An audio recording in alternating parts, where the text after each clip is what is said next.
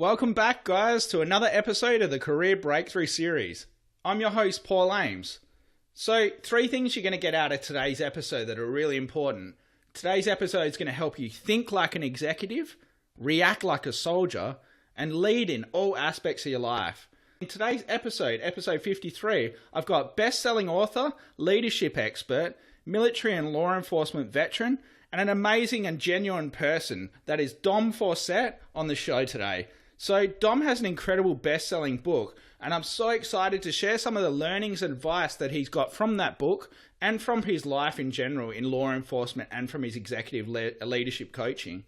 So Dom shares his struggles as a police officer and some of the low points and how this has helped create massive change and help to forge the life that he's currently on. So it basically teaches you in today's episode how to go through some of the low points and some of the so-called negative experiences in your life and how to turn them around and turn them into something positive in your life.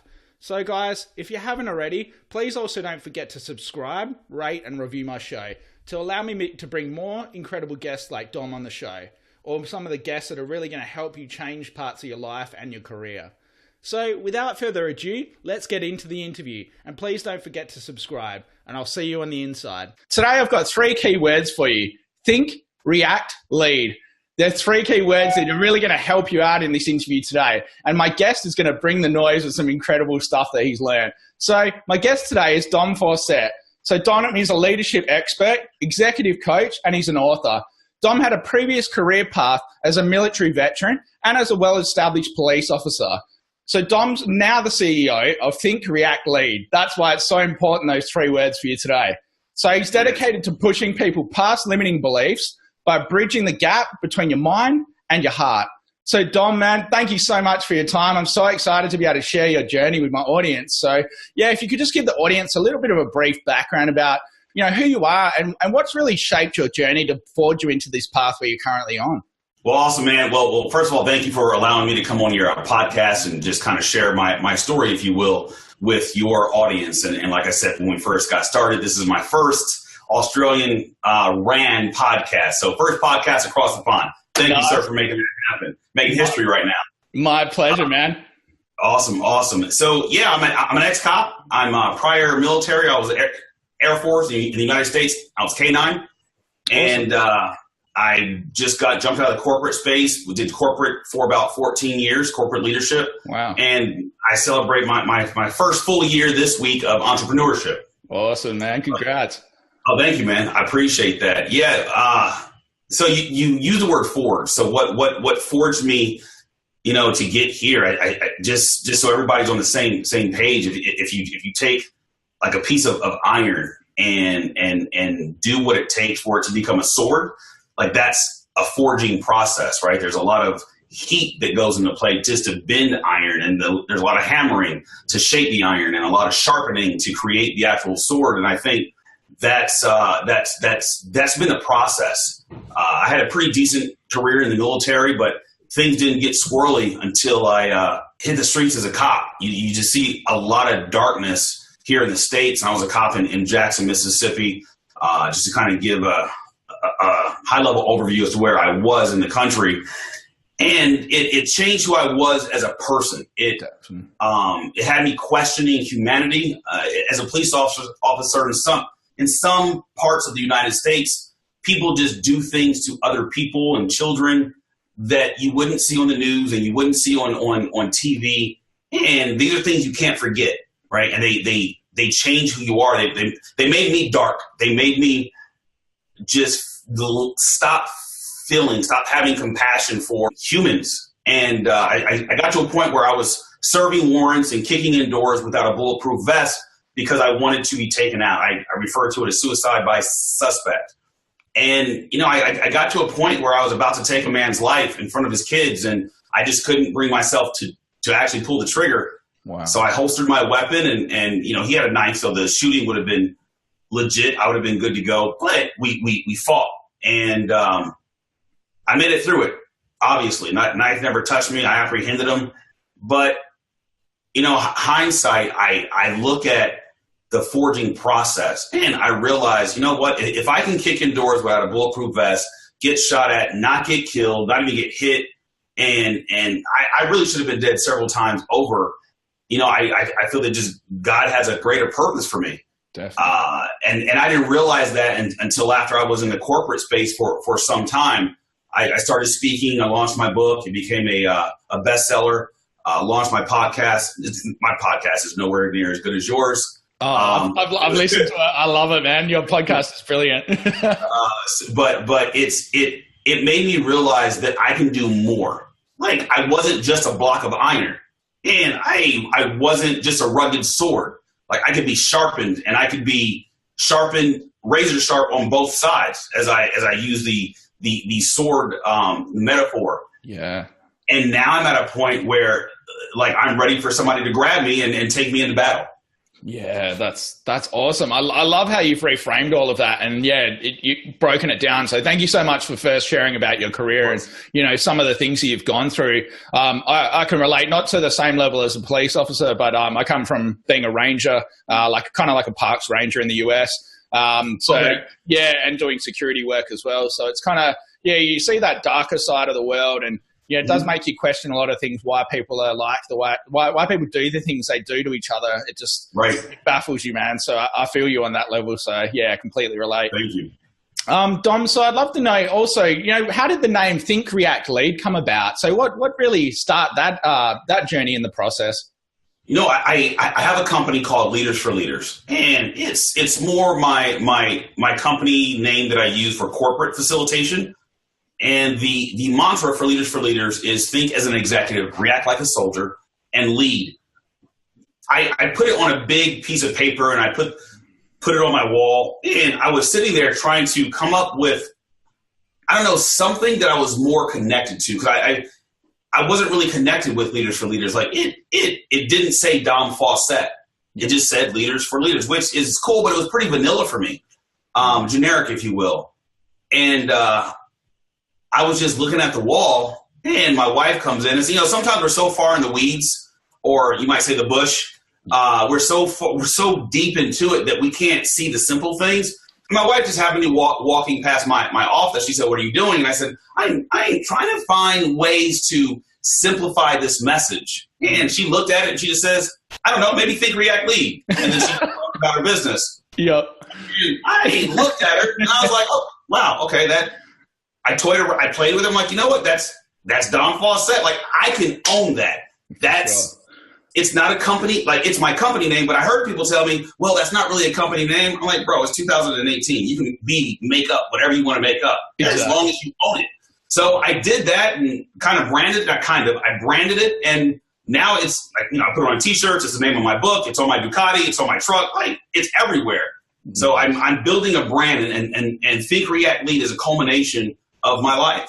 Yeah, definitely. That's awesome. And I love that you touched on the outside perspective as well. Like, I've often had points with my business and things like that where my wife's come in and I've been absolutely struggling with something, or this is idea that's just been wrecking me. And she'll come in and just simplify it. And you're like, what, where did that come from? Like, how did you do that? In seconds. Yeah, exactly, man. Yeah, it's so true. And I love that you touched on your Ducati as well. Like, I've seen you got your wife and you both have matching bikes. Is that, or you both got Ducatis as well, do you? Yeah. She has a Ducati 1199, and I have a Ducati Panigale 1199S. But that's our passion. Some couples golf. Some couples like to eat. We like, when time permits, we like to get our bikes on the track, or maybe even just go to breakfast. But it's something that we do together. Awesome. And that leads into pretty much the next question that I have, which is obviously, with a lot of people, I'm not a huge believer in work-life balance. I believe that you need to incorporate everything into one big area. So, you need to have your downtime, but you're going to be working as well. And if things come up, you need to do that. So obviously riding the Ducatis is something that you find helps you to unwind and helps you to decompress. So, how do you feel at that, riding those Ducatis, or is there anything else that you feel really brings a positive into your life? And what positive aspects do you feel that they help contribute to your life by having that downtime, or, riding your Ducatis? I agree with you wholeheartedly. Like, I don't believe in balance. I think, well, I don't know about Australia, but here in the States, we overdo balance, right? But I just go with my gut. if like this morning, so I drove from California to Arizona. It's about a 5.5 hour drive. Oh, wow. I got home by midnight. I fell asleep. When I got home, I woke my mind woke up at 4:15. So 4 hours of sleep after I've been gone for about 10 days. But once my mind gets up, that's my way of telling me, yeah, my body's tired, but my mind might be trying to process an idea. My mind might be trying to come up with something for my business that can help it grow and take it to the next level. So I get up. Yep. And as I get up, even though my body's tired, my eyes are tired, my mind is awake. So I get up and I just kind of let my mind do its thing. Now, if I get tired, if I'm spent by noon, then I might go to the gym, or I might go grab a bite to eat, or it's 115 degrees Fahrenheit out here. So it's a little warm to ride the bikes. It's our summertime, but I just go with my gut. And then I take that, hour to 2 hours to decompress and do something else. And then I come back and I'm re-energized. I used to come back, take a shower, and I'm re-energized. One of the things that I did when I was in the corporate space, and I share this with my clients that are corporate executives and leaders and things like that, but trying to run a business on the side. In the morning, we wake up, our alarm goes off, we wake up, we get in the shower, we brush our teeth, and we have a process, right? And then we end up driving to work. And then we're at work till about 4, 5, 6 o'clock at night. And then we come home. But a lot of side hustlers, if you will, or people that are trying to run a second stream of income, what they'll do is they'll come in the house and get right to work, but they're tired, they're spent. Yeah. What I started doing was I would come home, take off my suit or my work clothes, lay in bed, and literally start my day all over. I'd rest for about 5-10 minutes. I'd set my alarm. My alarm would go off. The same sound that I use at 4:45 in the morning. I would get up, I would brush my teeth, I would take a shower, and I would put on a new suit, and I would come in. Now I have a home office, but I would come into what was then the dinner table, which was my office, and I would just start my day all over again. And that helped me to have 2 days in one day. And I would work from like 6 to 9 or 6 to 11. So you're looking at 3 to 5 hours a day. And imagine if you did that 3 to 5 hours a day. So let's just say 5 for number's sake. Just for 5 days a week. That's 25 hours a day. That's 100 hours a month. That's 1,200 hours a year, give or take, that you're implementing into your business. And you're not even using Saturday and Sunday. No, that's right. Man, I've never heard anything like that. That is the most awesome thing I've ever heard. Like, I think that's really good about, reframing how you do things. And like you said, a lot of people don't switch off. They come straight home from that full-time job. I know I've been guilty of it as well with my business as well. You don't take that time to decompress. I love that you said you lie in the bed, you set your alarm clock like you would every other morning, and then you wake up and you start fresh. The simple changes like that are going to refocus and reframe your whole mind. So, man, that's incredible. Yeah, definitely. I think guys go back and definitely have a listen to what Dom's just shared there. Then that's incredible advice, man. Awesome, brother. Appreciate that. So Dom, I've got a bit of a random question I always like to throw at my guests. So obviously, coming from my original business where I was career counseling and helping people with their career direction, I've learned a style of therapy called solution-focused therapy. And there's a question in that called the miracle question. So imagine if you went to sleep tonight and overnight a miracle had occurred. When you woke up the next morning, everything you ever wanted to impact or anyone you wanted to impact in the world had come true. There were no financial roadblocks and no mental roadblocks holding you back. What would be that biggest impact you'd want to make on the world, and why would it be so important to you? When you asked that question, I literally was about to close my eyes and just kind of envision. But I would, as you were asking it, I saw myself on stage in a different country, an English-speaking country, talking to an audience of about 10,000 people, and nice. The message that I'm delivering is a message on being angry happy. And let me explain that. So I used to be very angry as a police officer. And I thought that I was one of the most confident people in the world. But my confidence stemmed from having a badge, having a gun. Everything was external because society says if you're a cop, if you're a soldier, you're tough. Yeah.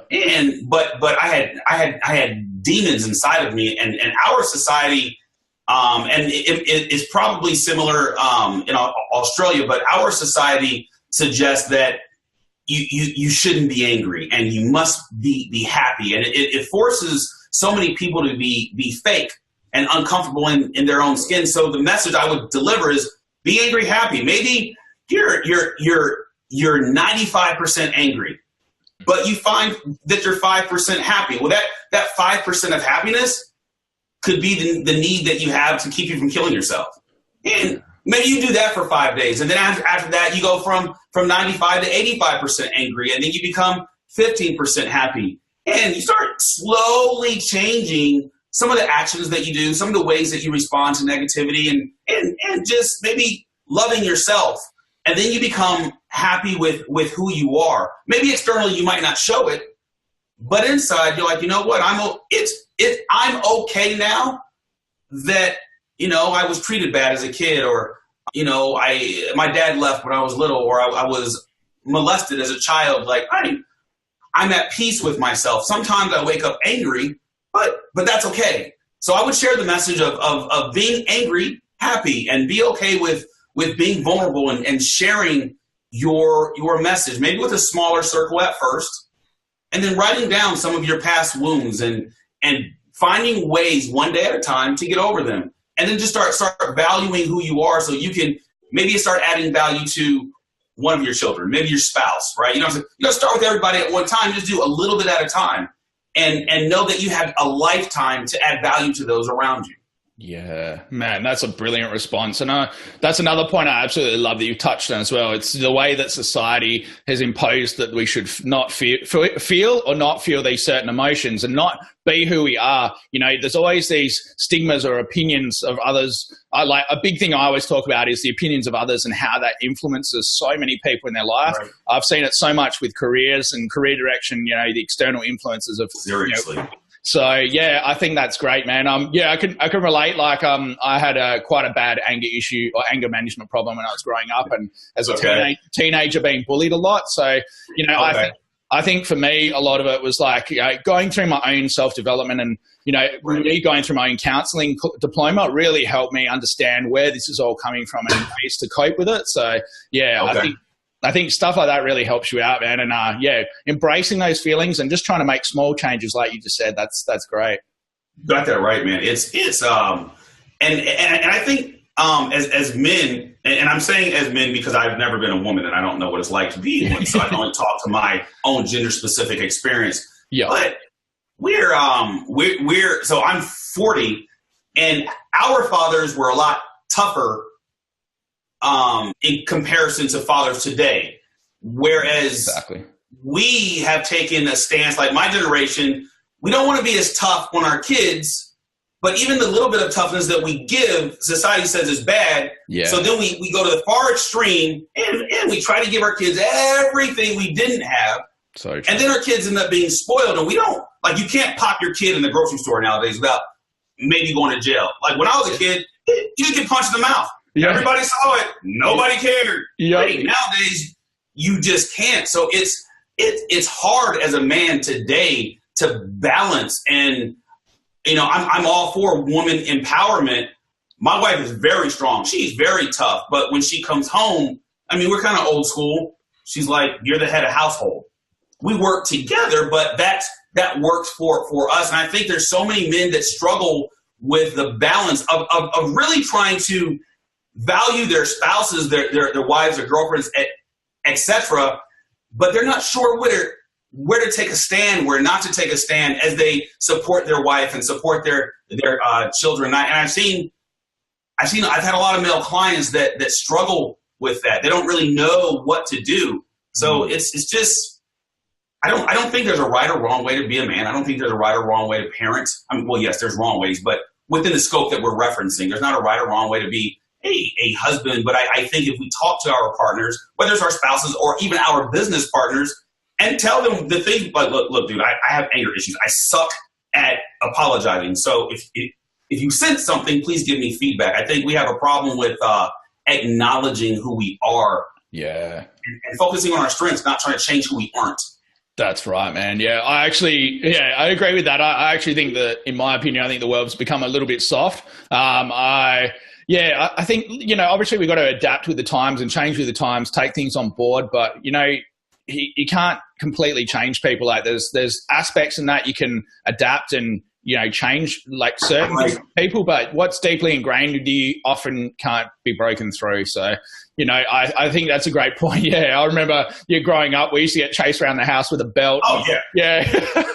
And, I credit my parents. At the time you think, oh, God, that was pretty harsh, but I credit my parents for the people the person you've become, you're reflective of it. Like I'm 36, and so I go, this is the person I've become because of a lot of their influence and how they taught me. So yeah, I think that's crucial, man. And then saying that, another aspect you were saying about, I know you're saying about, with the household things and, trying to take leadership control and stuff like that. So especially with your business, with the amazing leaders that you help create and people that you work with. So what do you think would be some of the greatest traits or qualities that, really high end or really high quality leaders display? One of my beliefs as a leader, and to me, leadership is influence. So anybody's a leader. It's not a position, but you can't lead the world until you can lead your household. Yeah. It's very hard. Fortunately, I'm blessed and I have a very supportive wife. But how do I have a supportive wife? I have a supportive wife because I'm very open with her. If I'm struggling, during a day in our business, I'll tell her, babe, I'm just, there's 2 days specific in the last year that I felt like giving up. And she was just like, babe, I have you, like, I support you. Talk to me. Let's talk. And I travel a lot. And if I didn't have a supportive spouse, I wouldn't be able to be mentally clear, emotionally clear to deliver an impactful message from stage as I'm talking to, whether it's an audience of 20 or an audience of 1,000. I wouldn't be able to do that if I didn't first establish a household. Yeah, so true. Yeah, that's great, man. And I think as business owners, I completely acknowledge what you said. Yeah, I think that's so powerful, having that support network and that. Right. And we often see, like, as business owners, that we often feel alone. You feel isolated. You need that support network. Like I'm very much the same with my wife. Like we're very open. We communicate things. I'm an emotional person, so like I'm freely express my emotion wherever that be. Sometimes got me into trouble in the workplace and things like that. Right. But that's me, and I know that I'm an open, emotional person, and I need to relay those sort of feelings to people. Otherwise, I'll just bottle it up, and I've seen what bottling it up does, as I'm sure you've seen happen. Yes, to myself. What do you feel like some of the biggest mental roadblocks are that you've had to overcome in your career or your business, and how do you feel that you've successfully overcome them, Dom? Some of the biggest roadblocks for me was becoming overwhelmed. I didn't even question when I left my corporate job, and I had a good gig. Like I got paid well. Leaving, I didn't even question. I put my 2 weeks notice and I had a strategy in place, but I just left. And I really didn't know what running a business was. I know what Instagram says it is. I knew what Facebook says it was. Yeah. I had an idea what LinkedIn may have suggested that it is or was, but there's no book that prepares you for your first 6 months in business. Like, you don't have a 2-week paycheck coming in or a weekly paycheck coming in. You don't have insurance. Nothing. You can read all the books in the world. Nothing prepares you for it. So when I first launched, the roadblock I had was being overwhelmed, like not knowing what to do. Yeah. And I'd say 6 months into it, I realized that I'm not going to be a millionaire overnight. Like, this is a process. Yeah, definitely. And I realized I wasn't valuing myself from a pricing standpoint. I overcomplicated things. So now I just increase my prices every quarter. Yeah. And it's simple. I know at the end of every 3 months, I increase my prices. Like, it's clockwork. And then I needed to have non-negotiables. I think as entrepreneurs or business owners, we all have our goals written down, or at least we should. But what we don't have are non-negotiables. Yeah, that's a good point. I believe, and I tell this to my clients, write down all your goals. And they might write down 10 goals. Now you need to double that in non-negotiables. So what are your non-negotiables? And, one of my non-negotiables is I don't meet people for coffee. Yeah. Because we all get that, hey, dude, I'd love to find out, what you're about and this, that, and the other. I'm like, that's great. I appreciate you being interested. I have a book. I have a podcast. I have a YouTube channel. I got social media, Instagram, Facebook, LinkedIn. If you really want to know about me, read my book, listen to my podcast. Right? I am better than a glass of iced tea and a chicken salad. I don't meet people for lunch. Because when you break down how much you want to make in a year, and you look at what that equates to per hour in an 8-hour day. Like if you want to make $1 million in a year, your hourly value is like $530. Yeah, so true. So going to spend 2 hours with somebody over coffee, are they worth $1,060? Nah, probably not. Yeah. So I needed to start, and then recently, so within the first 9 months, so the last 3 months, starting to run my business as a business and not an Instagram entrepreneur. Yeah. And that completely revamped how I run my business. And I don't get excited about other entrepreneurs that say they can help me grow my business. I do what I did in corporate. I interview you. It's a privilege for you to work with me. Yeah. Not as a client, but for me to pay you, that's a privilege because I'm changing your life. Yeah. You might be updating my business, so I interview. And just like in the corporate world, I don't hire you day one. I'll interview you. I'll meet you in person. I'll interview some of your competitors. And within a month or two, I give you an answer. Man, that's solid. I love that. That's such a valuable thing. I think that was really great advice and some amazing obstacles you've overcome. A lot of it, I can hear the same sort of thing, not valuing yourself. I think coming fresh into an industry, like the same thing when I started career counseling, having no background in it, working with students, learning your target market, having to change your target audience. There's so many different aspects, man, but it's all a big learning curve. So thanks for sharing, Dom. Of course, man. That was a great question, by the way. Oh, thank you, man.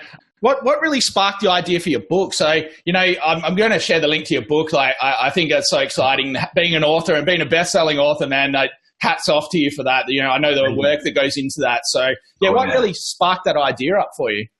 You know what? It wasn't anything grand. I compared, before I left the corporate space, I compared myself to the top speakers. So your John Maxwell, your Tony Robbins. And I just looked at what they do, what they did, what they have.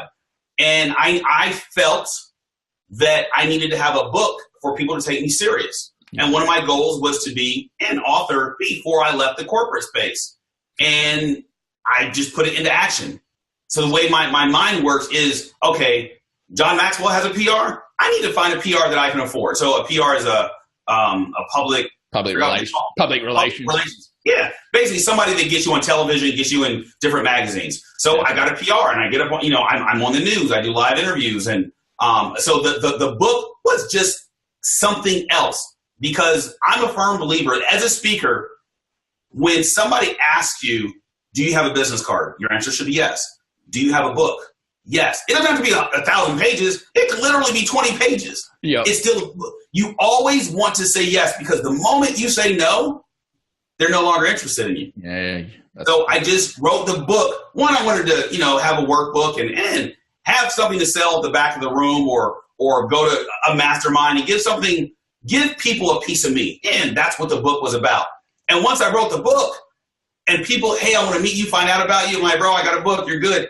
And I use it as a business card. So when I go somewhere and say I'm meeting, 4 or 5 people or what have you, I bring them books. I sign the book. Because once you sign the book, they're never going to throw it away. They may not read it, but they're not throwing it away. Yep. And they'll remember you. So I use my book. I didn't write it to make any money, but I use it as a connector. Yeah, exactly. That last bit that you just said, I didn't use it to make any money. That's from what I've heard when I interviewed Grant Cardone, and I think Patrick Bet-David. I think it was the same sort of thing they've said as well. Don't use if you think you're going to make millions from your book, don't go thinking that, because most people don't. Use them as use them as adding value or a marketing tool to help you, get more gigs. Use them as a value add for your clients, or something like that. So that's great that you touched on that, man. And such a true point as well. Dom, so just getting ready to wrap up soon, man. It's been an absolute pleasure talking to you. I've been totally engaged with everything you said, man. It's been incredible. But, is there any parting advice you'd love to share with my audience, whether that have been learnings you've come through for your career or anything you've learned through your business or some leadership qualities or traits that you feel that you could share? I had to learn that the dollar is only as powerful as you allow it to be in your life. That's brilliant. I was chasing money when I first got into the entrepreneur space. And then one day my wife and I lost one of our best friends to a motorcycle accident. And him and his wife were one of the only other couples in Arizona that rode Ducatis just like ours. So there's four of us. We thought we were cool. But we went out to eat one night and we made it home. He never made it home. And the day after, I was going to take receipt of a 6-figure car. And when I got it, it meant nothing to me. Yep. Looking at my Ducatis in my garage meant nothing to me. All these things I worked towards couldn't fill that void of losing my best friend, the equivalent of a younger brother. Yeah. And then seeing how my wife was so negatively impacted and I couldn't, for 6 months, like I couldn't change how she felt because he was like a big brother to her because he was a racer. And that made me realize, you know what? Like I need to cultivate a better relationship with my mom. And we have a good relationship, but a better one with my dad, with my brothers, with my sister, maybe talk to my neighbors, right? Just get to know people. And it was that day that I stopped chasing money and I started living the motto. My goal or my mission in life is to change or add value to one life every day for the rest of my life. Brilliant, man. And once I did that, my business grew, crazy as it sounds. But my conversation changed with people. And I started to see their hurt as I was dealing with my hurt. And it helped me to connect better with people. So, and I don't care what business we're in. Yes, we all want to make money, but we all know multimillionaires that killed themselves. Yeah. Right. And I stood over people breathing their last breath. The last guy I did that with, he asked me to text his mom. I was a cop. Your mind starts to go when you only got like a couple minutes left. And he asked me to text his mom. Well, I didn't have her phone number. And about 30 seconds later, he breathed his last breath. And I was like, I don't know how I'm going to go out. My goal is to live till I'm 110. But if I'm unfortunate and I'm in that position, I don't want to ask for my mom. Like I really want to be at peace with everything I've done up until that moment. So that's just, I know that was a little winded, but to me, that's extremely important because tomorrow's not promised. No, definitely not. I think, that's amazing. Yeah, you moved me with that. That's really powerful, man. And it's like the old saying goes, create experiences, don't create things. So, or don't get things because the things won't matter to you. You can't take them with you. It's the experiences that stay with you and you take with you. And so true. And like you said, you look at so many people when they die or when they're near their deathbed, they reflect on their life and wish that they'd forged better or formed better relationships with their family, friends, loved ones, And recently I've tried to be doing the same as well, building better relationships with people and, connecting with people I haven't spoke to for a while. So, man, that was brilliant parting advice, man. Thank you, Dom, for that. Dom, so just to finish up, man, say if anybody wants to get hold of your incredible book or they want to connect with you somehow, what would be the best way to get on board and try to connect with you or reach out to you? The best way would be to go to my website, thinkreactlead.com. Another way would be to send me a message on Instagram. I use Instagram every day, multiple times a day, and it's at Dom Faussette, so the spelling of my name. Or you just shoot me an email, which is thinkreactlead@gmail.com. Perfect. Dom, man, it's been an absolute pleasure talking to you. I've learned so much from speaking to you and hearing. I've really appreciated hearing about your career journey and the different things and struggles you'd gone through as a police officer in different aspects of your career. So thank you for your time, man. It means the world to me. Brother. I appreciate that. This was fun. You're an awesome host, man. I greatly appreciate you and what you're doing and the value add that you are to the world. Oh, thank you, man. That means a lot to me. So it really means a lot. And guys, stay tuned next week. We've got another incredible guest who's really going to help you break through that glass ceiling in your career. So stay tuned then.